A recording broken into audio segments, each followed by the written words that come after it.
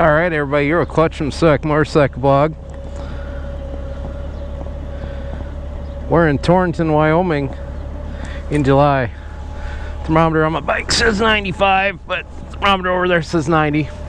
Either way, whoops.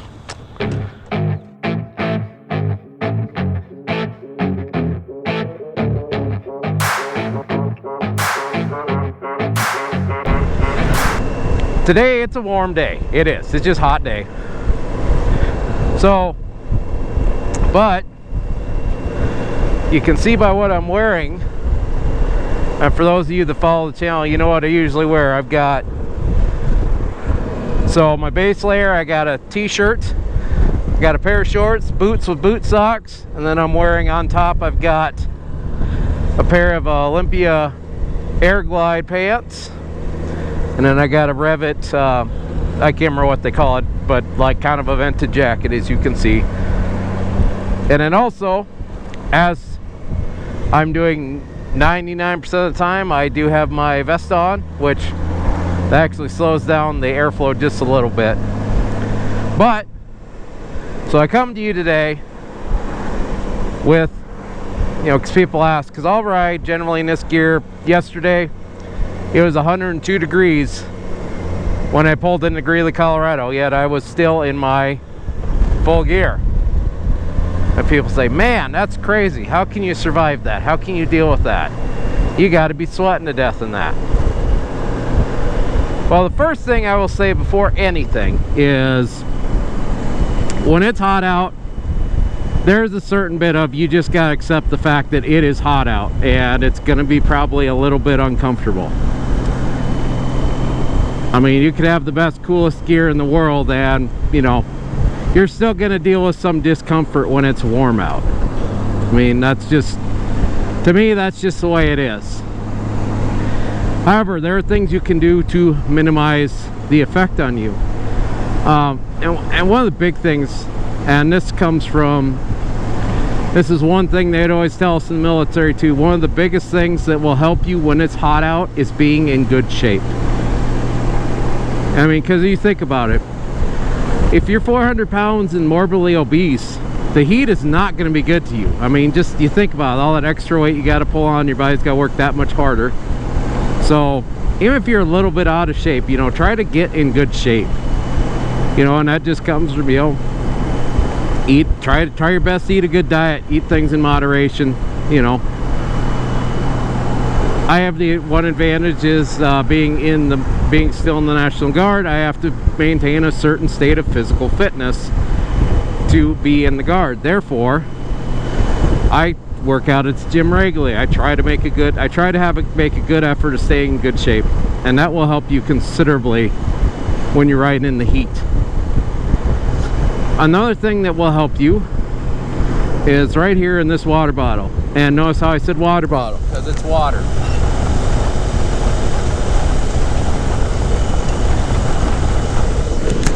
Keeping yourself well hydrated will also help you. I mean, if you're one of those, you got a bike that's got a cup holder, you know, find a water bottle that fits in your cup holder, carry some water with you, and keep that cup full of water. Especially if you're like me, you got a modular helmet. What I do is I'll carry water with me, and then I'll fill up my water bottle but at every stop. And then between stops, I can stop, or I can flip up my vise or my chin bar real quick. I can take a drink of water, and that will keep you feeling okay. You know, that'll make it so, yeah, it's hot and it's uncomfortable, but it's not unbearable. The other thing I'll do too is, like, if you're stopping at a gas station or whatever, you know what, when you go grab a refreshment, maybe avoid that energy drink. Maybe go find, you know, if you want to drink water, you know what, maybe go find yourself a Gatorade or a Powerade or something like that. That way you get some electrolytes back in you as well, because you can't just put water back in. You lose electrolytes too with your sweat. So keep that in mind. Another thing to do is choose the right gear. And what I mean by choose the right gear is maybe especially if you're just cruising down the road, maybe that full leather racing suit you wear on the racetrack, maybe you can leave that at home. Maybe have a little bit more of a better setup like I do, where you got like a mesh coat, you got some good lightweight mesh pants. There's plenty of good gear options out there for you. I know one that comes to mind is I think it's Joe Rocket Mesh AF, or Mesh as well Fudge. That's what we're going to say for that. That will flow air very well. This does a pretty good job of flowing air as well. Maybe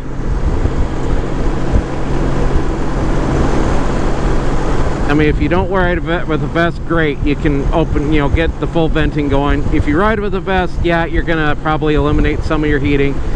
If it's really that bad for you, you know, the heat's really that bad, you know, take the vest off so you can flow some more air, you know.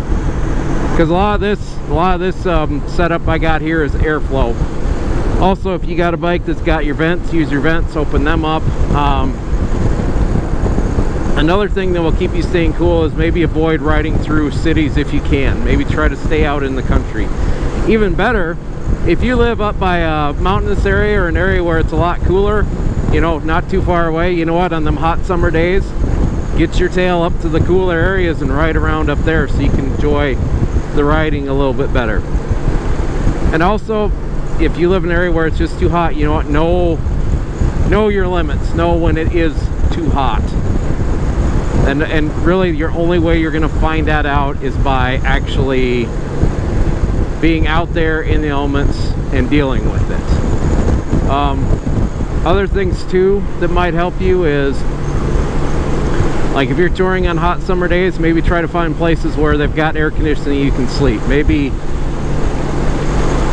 don't camp in your tent in a place where it won't cool down at night, because that's another part of the heat that helps you, is being able to get in a cooler spot and spending some time in there and kind of getting your air temperature back down a little bit so your body can kind of reset. And even if you can't do that, you know what, go, when you're riding around, find a good restaurant to go eat at that you're going to sit in for an hour, and then just sit in there for an hour and you know, just soak up that air conditioning, cool yourself down a little bit. Because like I said, any little bitty thing you can do to cool yourself down will help you out. Trying to think anything else that I've mentioned. Oh, another thing I'm gonna talk about gear. And maybe you're not, and I'm not, this is not an ATGAT conversation, but hear me out on this one. Even if you don't ride with, let's say, a riding jacket, you know what, maybe consider maybe a lightweight long sleeve t-shirt instead of just wearing a t-shirt. Because here's the thing, if you expose your arms out to the sun's just gonna, even with the sunscreen on them, the sun is just gonna cook your arms. It's gonna cook all your exposed skin, and it's gonna make you lose moisture that much quicker. It'll make it that much harder for you to stay hydrated. So, like I said, I'm not saying you got to wear a riding jacket, but you know what, maybe find a lightweight, like long sleeve cotton t-shirt. Or honestly, what I think works good is you get like an Under Armour long sleeve shirt, get one of them loose long sleeve shirts, get like a color like that's white, or get a lighter color so that way it's not as, you know, it doesn't absorb the heat as bad. And just put that on, and also get yourself maybe like a decent pair of gloves. As you can kind of see, this pair of gloves I got here, it's got a leather side, but it's also got a mesh side to kind of at least allow for some airflow. Basically covering those open areas of skin, those will make a difference in keeping you cool as well.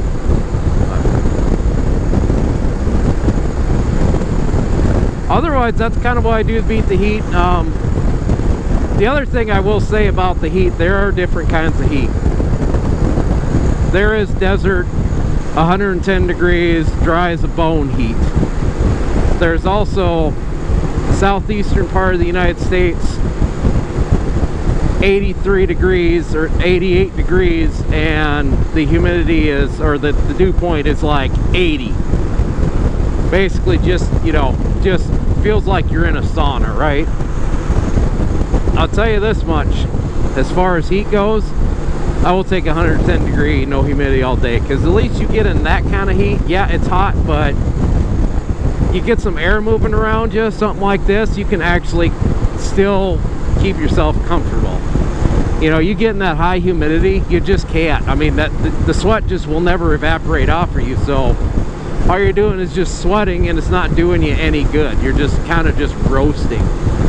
And for example, a few weeks ago I took a ride through Custer State Park, and it was probably about 82 degrees, but the dew point was probably damn near 70, which is really high for us. Like, actually 70 is extremely high for where I live. But that's kind of the day it was, and it just, I mean, it just, like, it was unbearable. Like, it was almost unbearable to ride that day.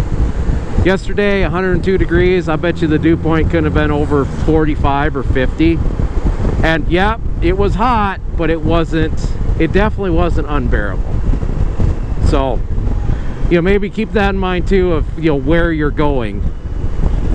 You know, if it's July and you're taking a ride across the western United States, you know, you're getting up in like the higher elevations, the high plains, mountainous areas. Even on the hot days there, they won't be, to me, near as bad as, let's say, you're going to take a ride through Tennessee in the middle of July. But that's just my thoughts on it. Some may agree with it, but I will tell you this: go take a ride in 110 degree heat and compare it and see what you think, because I think your mind would be changed. But anyways, that is all I have for today for riding in the heat. I will say this: those of you in the comment section, please chime in with your, you know, I forgot another real important part with the heat, is planning your trip out to avoid it. And what I mean by this is, you know what? If you can get up early and go, do it. Like, you know, instead of waiting till 8, 9, 10 o'clock in the morning to go on your trip, maybe get up at 3 or 4 in the morning and leave right before the sun's coming up.